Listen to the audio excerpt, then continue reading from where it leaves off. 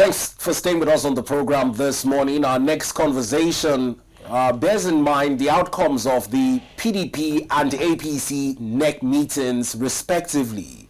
Whilst the All Progressive Congress have emerged with a new national chairman, the PDP has taken decisions key in terms of dates for its national convention and, of course, a change in venue as well. It's also been greeted with a number of political back and fronts with words traded across party lines. Joining us on the program this morning in our studios to discuss this is a public affairs analyst, Comrade Richard Romanus. Good morning to you, Comrade, and welcome to the program. Good morning, Bito, and thank you for having me. Now, let's start with the People's Democratic Party first before we come to the APC. There's been a change in venue. From Kano, it's now Oyo. Dates are 15th and 16th November. What do you make of the PDP's NEC meeting and the way forward for the party? Well, I'm surprised that PDP has finally seen the need to, hold a convention. That has been long overdue. The fact is that PDP is a very big party. I actually do not agree with people who say the party is dead or is even going to die. If you go to even the most rural community across this country, you find PDP there. That is the truth. I mean, this is not, this is without fear or favor, It is just the gospel truth, And if there is any party that is actually supposed to constitute that major opposition to the APC, it's no other party other than PDP. That is why some of us felt very bad that the party was heading the way it was headed, But like I said, I'm excited that finally the party is seeing the need, to put its house together, even though they keep losing most of their members every day. Just a few days ago, I saw that over 4 senators have left them. And the fact is, the hard truth is that Mo, I am foreseeing that Mo, are still going to leave them. In the last 2 years, statistically speaking, 17 senators, 22 reps members have left the PDP. No. The outcome of the NEC meeting, they also said that they would fight for such defections in court, that they are heading to court to fight the matter. Well, we've heard that a couple of times. We've seen... we've heard those kind of noise, why are you leaving our mandate, or why are you defecting with our mandate to another party, But over the years, nothing seemed to have come out from those kind of litigations. I would rather advise, if I have the opportunity, to say that they should rather concentrate in rebuilding the party.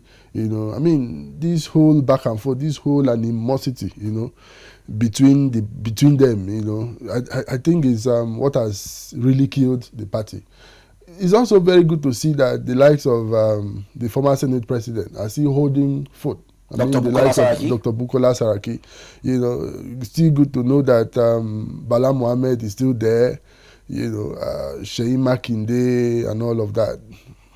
But there's one exit I think we should talk about now. An exit many consider as probably the bet right to the flag bearer position exit. Talking about former VP Alhaji Atiku Abubakar. Over the last few elections, it almost seems as though there's always a consensus on him being the flag bearer. What do you make of his exit and the position of the party going into the next election? Well, Atiku Abubakar's exit was, for me, long overdue, has been long overdue. It's almost like the third time he's left the PDP. Of course. There was absolutely no way Atiku Abubakar would have had the same opportunities he's been having, in the PDP. Don't forget, the FCT minister, Nyesom Wike, has vowed that he was going to stay in the party and chase the canker worms away, And even though without mentioning names, you will agree with me that he might have been referring to. Yeah, Alhaji Atiku Abubakar was one of those people he was referring to as those one of the cankerworms, And again, like I said, the exit of Atiku Abubakar, we cannot, even the PDP cannot say, it's not a big blow, on the party. Atiku Abubakar is today in this country. I think the only person I can equate Alhaji Atiku Abubakar politically in this country is the president of Nigeria, Bola Ahmed Tinubu, in terms of experience, political sagacity, and all of that. I mean, Atiku has got it all. Don't forget. Well, I agree with you, because even in the last elections, when we look at the closed margins, he pulled in quite a considerable amount of votes. Today in this country, I doubt if there's any local government across the 774 local government that Atiku does not have a friend. So that is not the kind of politician you will ignore politically. You know, the internal issues in the party, the PDP, you know, and his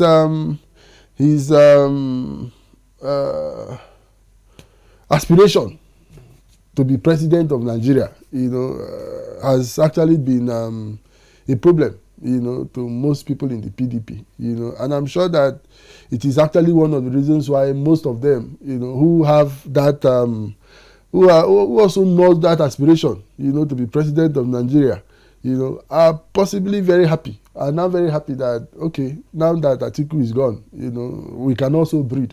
Now, who are those you think would be the best to benefit from this vacuum? Of course, you have mentioned some names here. Who told you that if you give Seyi Makinde a PDP ticket, he will not take? He will. Bala Mohammed would also be readily available. But for Governor Seyi Makinde, it almost seems as though he doesn't have the backing of the FCT minister. No, I doubt if Seyi Makinde and Nyesom Wike will part ways. Even if they will part ways, not now. What I think has been happening between them is some political. I think they've been using us to, as we say in the street, they've been using us to cash cruise. So you think it's just a front? It's just a front. Seyi Makinde and Atiku Abubakar will not part ways, especially as we head towards 2027. Now, the thing is, the minister of the FCT has too much grip on the PDP. Too much grip, you know. I hope that if they must, or if they truly want to cut him to size, the November convention. what? No, the November 15-16 convention is a perfect opportunity for the PDP to cut Nyesom Wike to size. If not, if he still has his way in the PDP to determine who takes the national chairmanship, national secretary of the party, then it is who he wants to be the presidential flag bearer that will definitely emerge.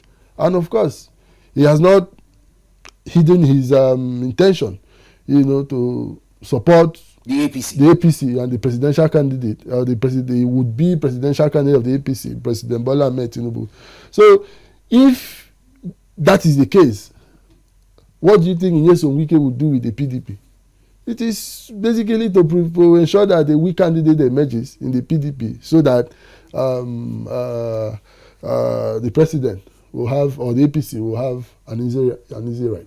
Now, prior to the convention, the party seems to have already found a consensus on where they are zoning the presidency to. It's almost common knowledge that it will go to the south. Okay. Now, what does that mean in terms of the choice of flag bearer and the strengths they might garner it? Well, that has always been the position of the minister of the FCT. That we are all equals in this country. We are all owners of this country. One particular section of a country cannot continue to be, having the greater share of this country. I mean, prior to the 2023 election, where he contested and failed to emerge from primaries, and failed to emerge from the primaries, it was his opinion that, well, I agree that a candidate has emerged. Can we take the national chairmanship of the position back to the south? The presidential candidate from the north and the national chairmanship of the party back to the south. And for me, it wasn't too much to ask for. What the PDP is facing today is self-inflicted. There wasn't too much to ask for. How on earth can you keep the presidential candidate of the party in the north, and then you are leaving the national chairmanship of the party in the north again? So what happens to the south? So this was the demands of the G5 governors, the then G5 governors headed by Nyesom Wike, and I had thought that the then national chairman, Yocha Yu, was going to hearken to that call, which he made that promise even on camera, that if a national chairman emerges from the north, he was going to step aside for a national chairman from the south to emerge, and he didn't do that. I am sure that if the PDP had listened to Nyesom Wike in 2023 or prior to 2023, all of this crisis that is today threatening to tear the party apart, or that has torn the party apart, I'm sure will not be there. And it's unfortunate that they are getting back to their senses, after things have deteriorated to this level. I sincerely... Is it too late, however? Sincerely, I think it is too late. Now, one of those body languages that we might interpret as them trying to amend their ways is a decision to shift venue for the National Convention from its earlier scheduled venue in Kano to Oyo State. Does this also do anything in appeasing those who might be aggrieved of a perceived preference of the North over the South? Well, it was just this morning I saw the choice of Ibadan. Ibadan as the choice of the venue for their national convention.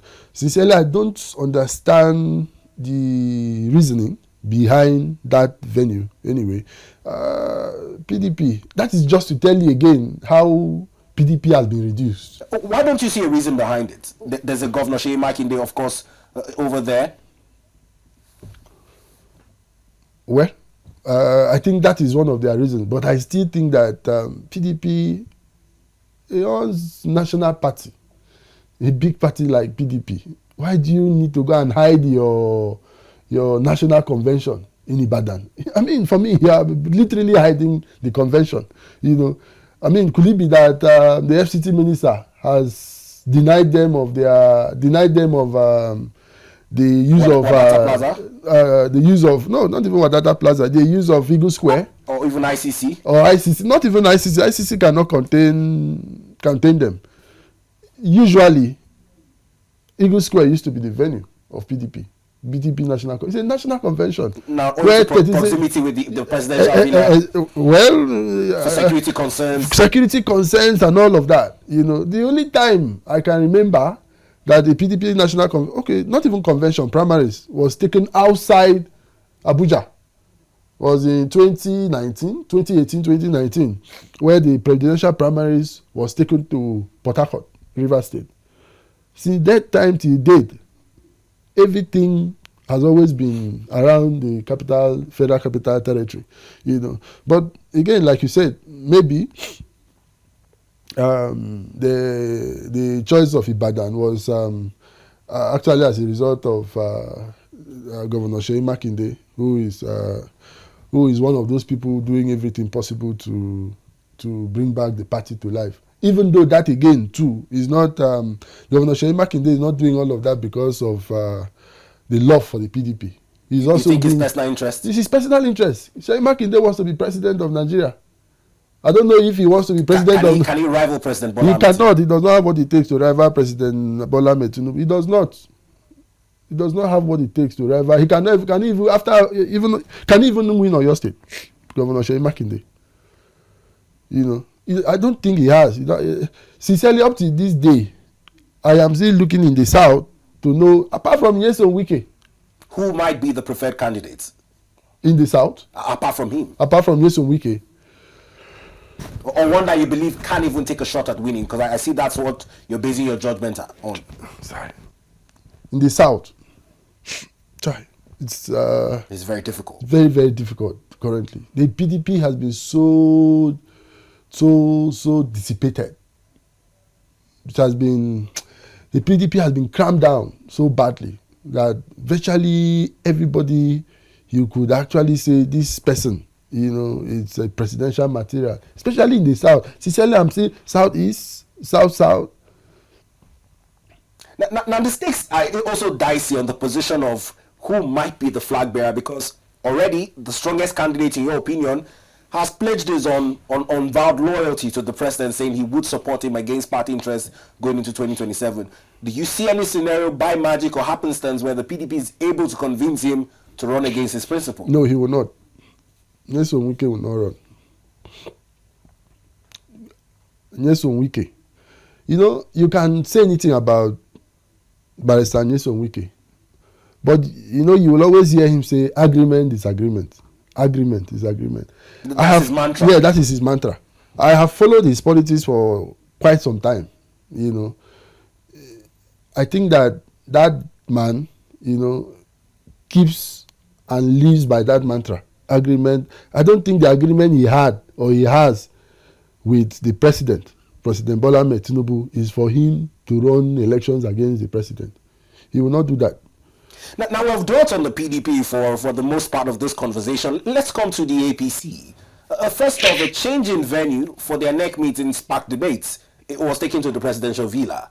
There were also permutations on the fact that the party must agree to constitution and allow the North Central to produce the next national chairman, which we saw come to play. Professor Nantiwe Yilwatda emerged, currently serving as Minister of Humanitarian Affairs, but then again, in quite a ton of events, we had other names like Makura making the list. But was it a shock to you following his emergence? No, it wasn't a shock to me. First and foremost, I don't think there's supposed to be any noise about the change of venue for that meeting.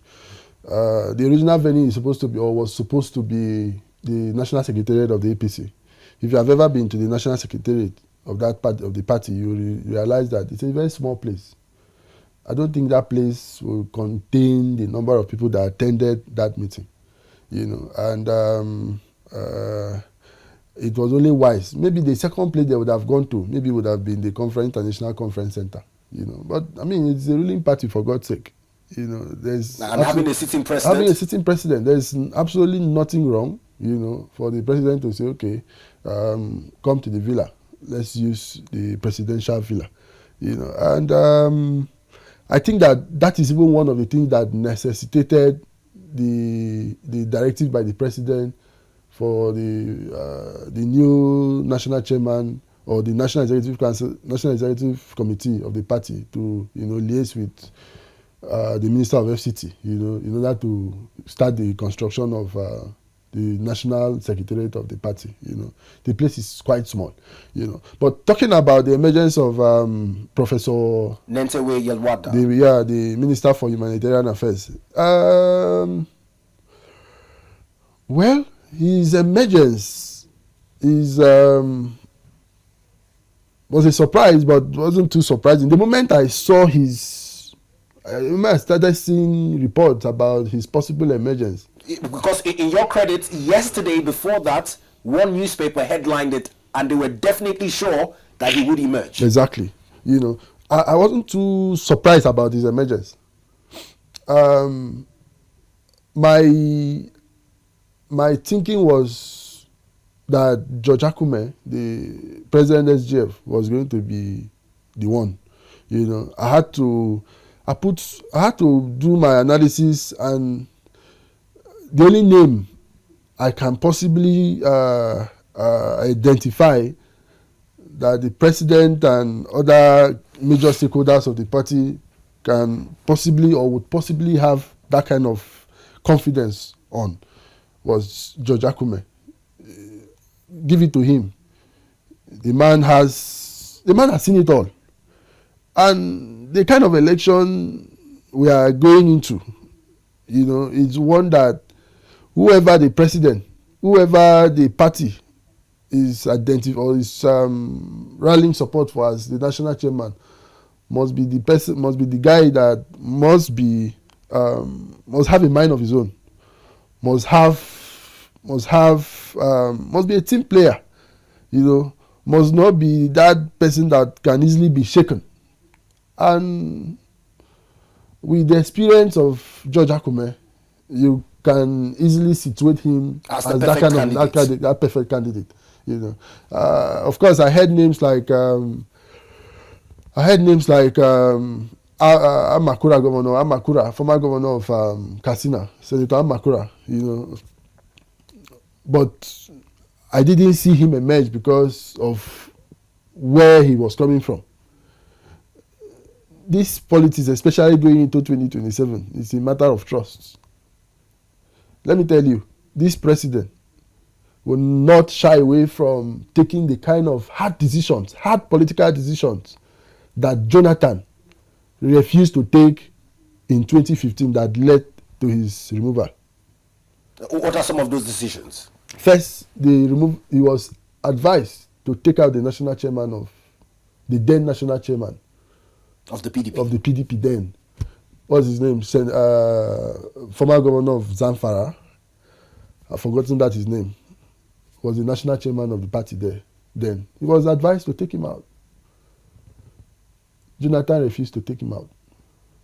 Jonathan then was advised to also take out the INEC chairman. And by take out, so that we're clear, is removed from office. Removed from office, yes. Removed from office. He was also advised to also remove INEC chairman. I mean, according to his handlers, I mean, they see Professor Jegaden, you know, not being able to, you know, conduct an election that may possibly be free and fair in their. Jonathan also refused, you know, maybe because of his background. You know, Jonathan is not that kind of politician, you know, but the ball is different. The game is different now. You know, the man that is in the man that is in the helm of affairs of this country today is a core politician. He's a core politician. Nobody plays no dirty politics around him. You know, and like I said, this president will take tough political decisions, the type that Jonathan couldn't take.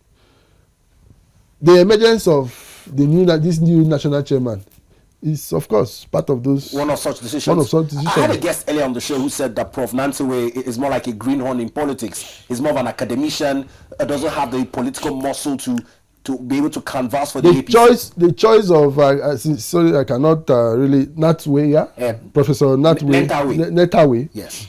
The choice of Professor Netawe, it's even a strategic decisions by the APC. Professor Netawe, are you aware that he's been a resident electoral commissioner of his state? He's also been a governorship candidate. He's also been a governorship candidate. He's been around politically. Did you even see the excitement in the streets of Plateau State yesterday? Plateau Central. Yes, after his emergence yesterday. It's just to tell you that the man is actually loved by his people. And don't forget, all of this is as a build-up to the 2027 election. The president wants to ensure that he takes over the entire South. You know, solidify his base. That's the South, talking about Southwest, Southeast, South. And then North Central can also be for him. Speaking politically now, North Central can also be for him. And that is why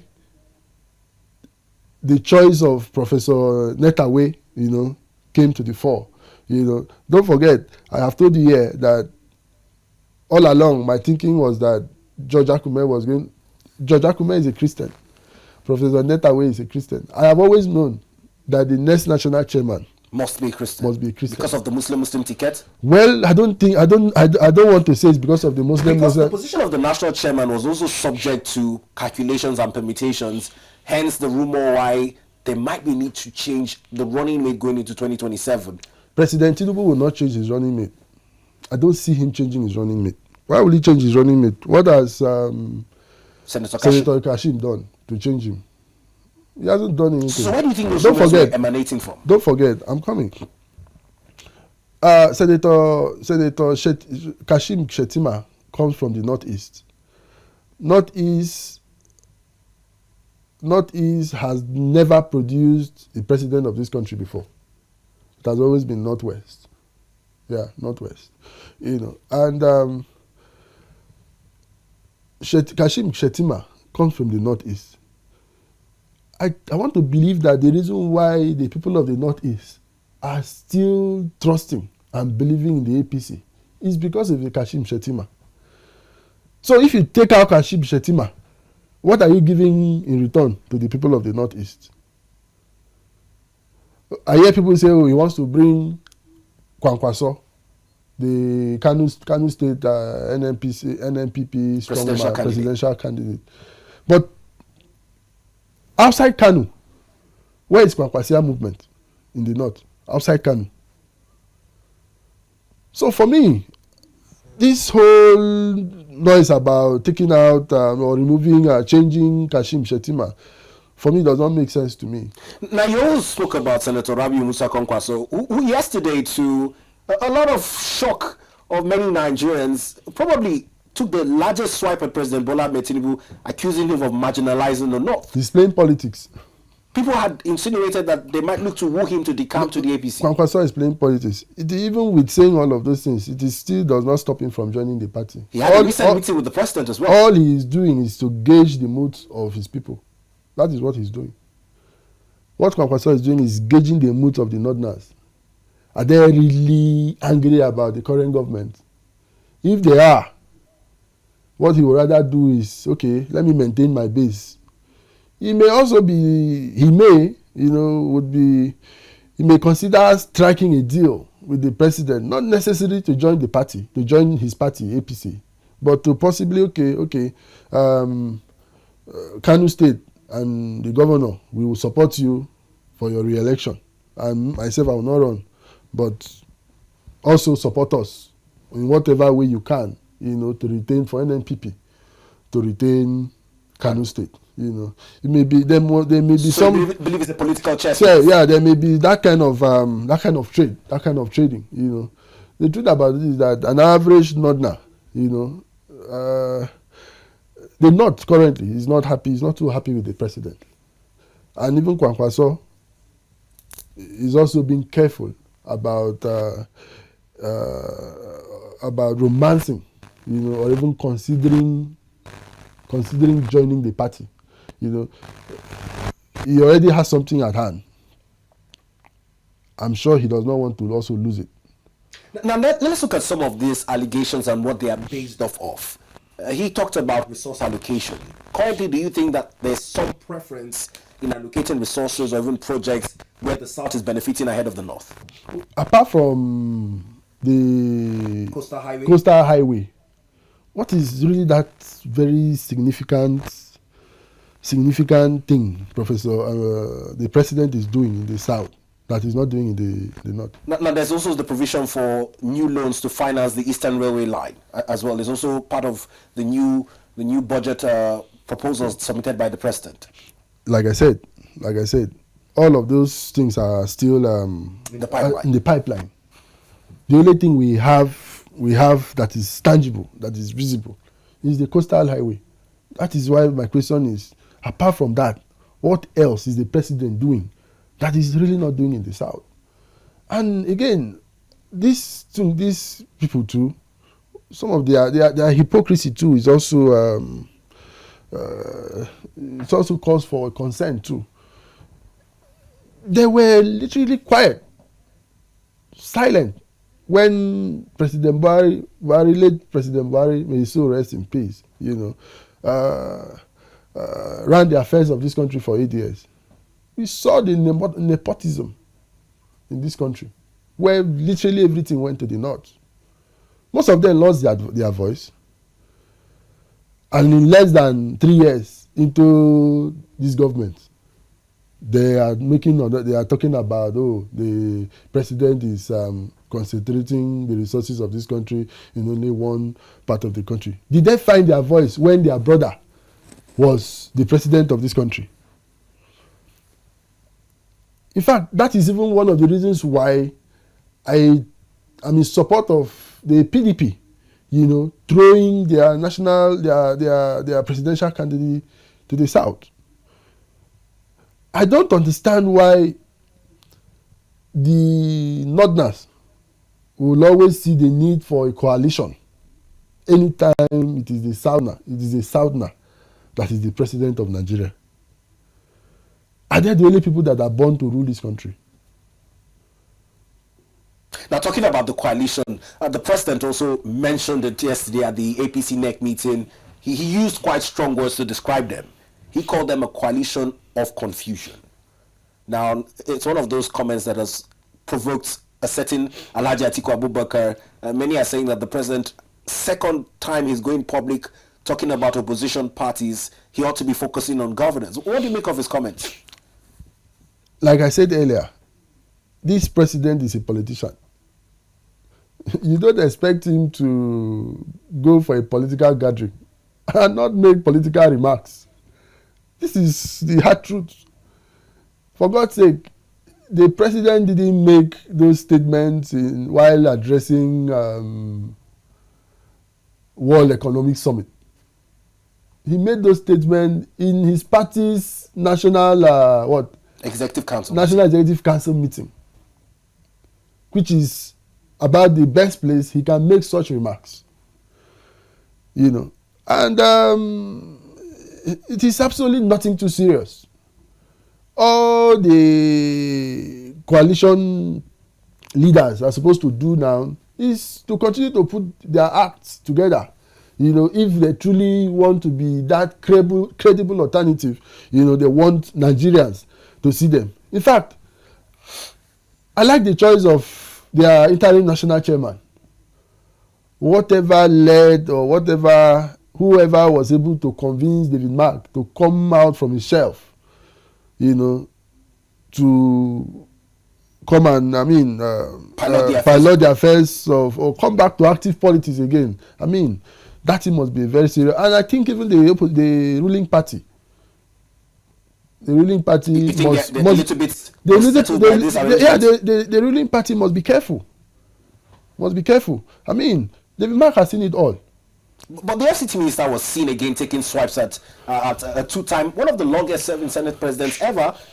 The FCT minister was again playing politics in his usual way. He's playing politics. This politics is throwing banters, throwing invectives here and there, even though not many people do it the Nyesom Wike way, you know. But politics is about that, you know. Politics is about making your opponent unpopular, doing everything possible to make your opponent unpopular, you know, in order for you to have an edge over him or her, you know. And that is exactly what Nyesom Wike and every other person is doing.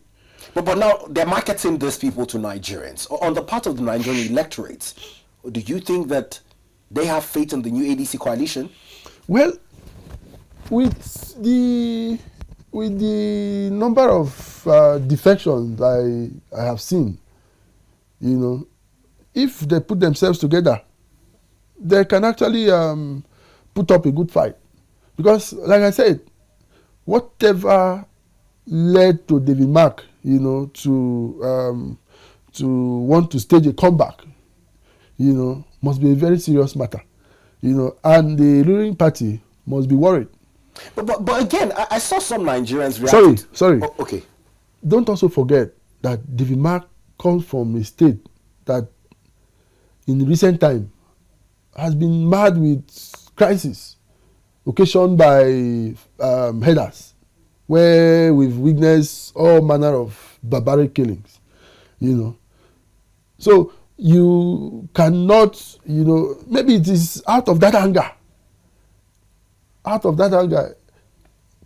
David Mark has what it takes to tell these people, it is because of you people I am coming back to come and rescue the situation. But then again on this, back to what I was trying to refer to, I saw a publication online. A certain Nigerian, I don't want to name his name, had singled out the ADC National Chairman, Senator David Mark, singled out former Kaduna State Governor Nasir El-Rufai and said, whilst they claim to be with the coalition, they have children in the romance with other parties who are currently serving in the National Assembly. Are the children above 18 years? If yes, they also have freedom of association. The children can decide to chart their way, while their parents or their fathers decide to chart their way too. But still in that publication, they said they had to ride on the wings of their parents to get to where they were. How do we know this? How do we know that? Take, for example, Bello, the son to former Governor Nasir El-Rufai. Bello served as a senior legislative aide or has been the present governor of Kaduna State, Obasani. Bello has been working with Obasani for over 20 years, or close to 20 years, even while he was in the Senate. Till date, he refers to Obasani as his mentor, as his role model. What does that tell you? It means he also has been charting his path, different from the dad, different from his father. What's his name? What's her name?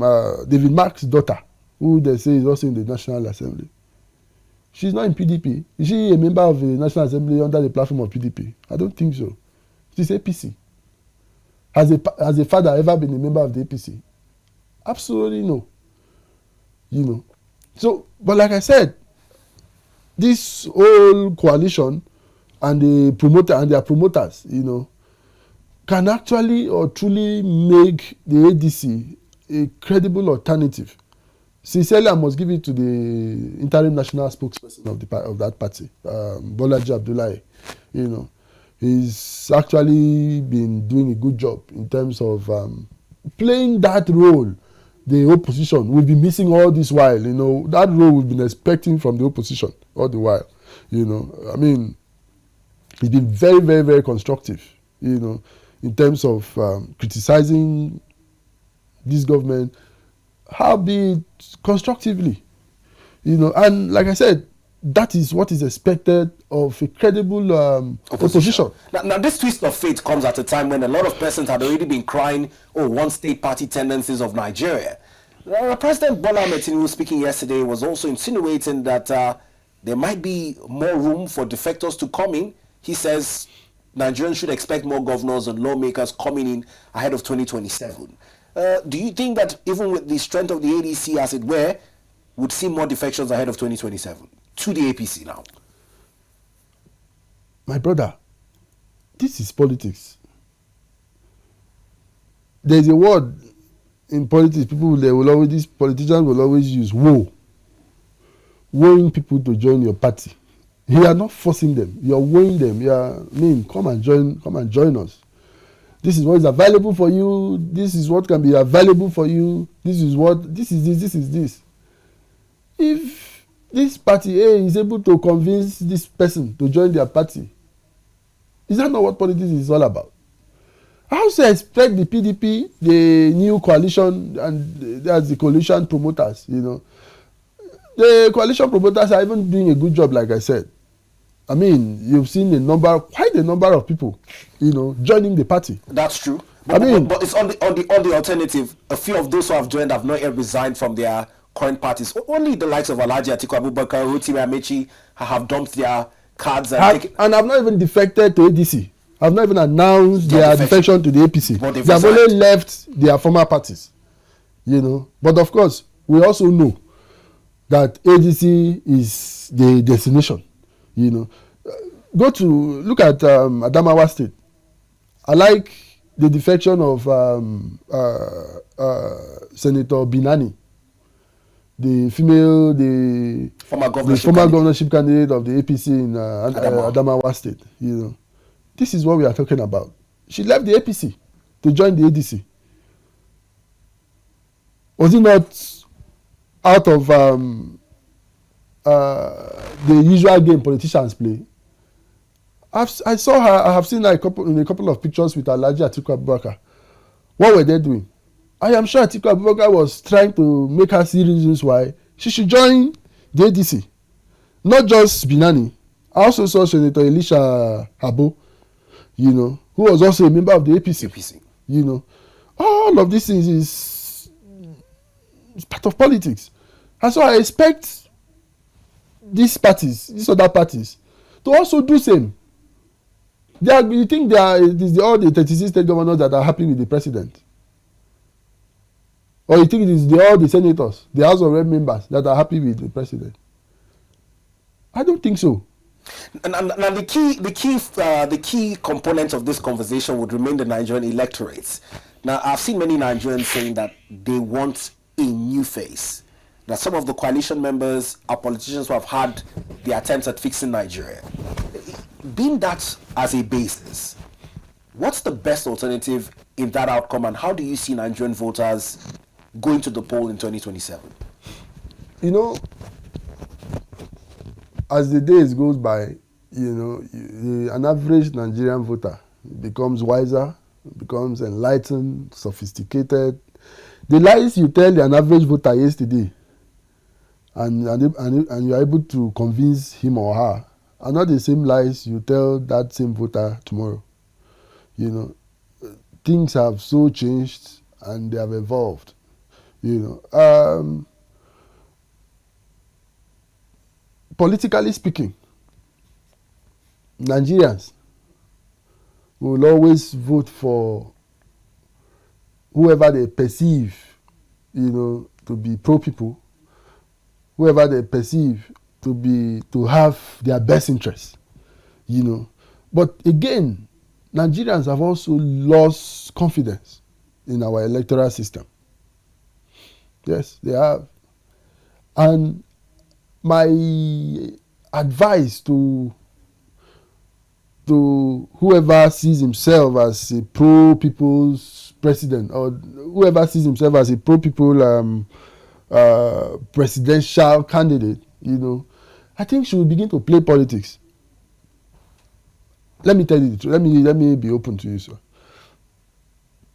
Peter Obi actually has genuine support. This public acceptance. Peter Obi has public acceptance. But the truth about it is that Peter Obi must play politics. Why do you say so? You believe he's not so much of a politician? Peter Obi is not so much a politician. Peter Obi is not so much. Is this not carrying along party structures? First, look at what is, look at what is happening to his party, the Labour Party. It's just like the case of Atiku Abubakar in 2015. Atiku Abubakar proud himself as the unifier. But like the popular saying goes, charity begins at home. So if you say you want to unify Nigeria, we also expect that you should start by unifying your party. And Atiku Abubakar was not able to unify his party even after 2015 election. Even after 2 years. Now he's left. Now he's left. So it is almost the same thing in the Labour Party. While Mr. Peter Obi is still hanging on with the Labour Party, till today the party is factionalized. There is a Julius Abure faction, and there is Senator, what's her name? Forgotten her. There is this senator's faction where Governor Peter Oti, you know, is siding. Alex Oti. Alex Oti is siding with, and all of that. So, first thing first, in Nigeria, we haven't gotten to that stage where Peter Obi can actually run election as an independent. Nenadi Usman, name just came to me. Yeah, Nenadi Usman. We have not gotten to the country, it's part where Peter Obi can run election in this country as an independent candidate. He will need to depend on the political structure, on the political party to win. Now we have just a few minutes to wrap up. You brought him up into the conversation. I would just like to ask your opinion, because he seems to be perceived, much like you're saying, in this line of public acceptance. 2 state governors have restricted him from visiting their states without prior notice. Why is he getting this reaction from those governors? Well, Peter Obi is a bona fide Nigerian and can live and step his foot on any part of this country. Governor Monday Okpebholo does not have, the constitution does not give him the right to deny any Nigerian their freedom of movement. You know, I want to just believe that what Monday Okpebholo has basically done is some kind of political grandstanding. He's not the only one. The governor of Benue State also did so some months back. Like I said, all they are doing is political grandstanding. They don't have what it takes. Of all the coalition leaders, why him? Well, we have just said here that Peter Obi seemed to have that public acceptance. That public acceptance, and so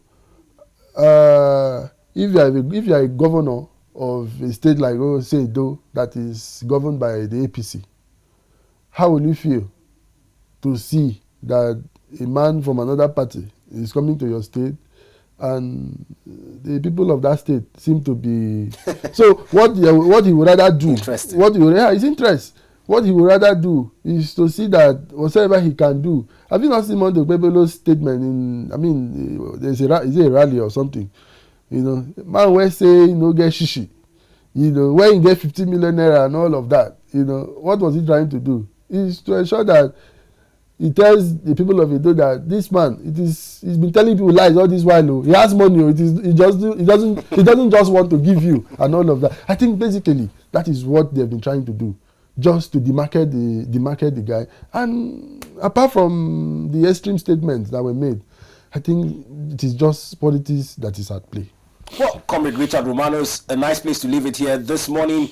You have touched on quite thought-provoking issues as it concerns the current political landscape. We would look forward to some of these permutations as they go, and we hope to re-have you in our studio. And when we have more outcomes as it concerns these key political parties looking to clinch Nigerian votes in 2027. Thank you so much for having me.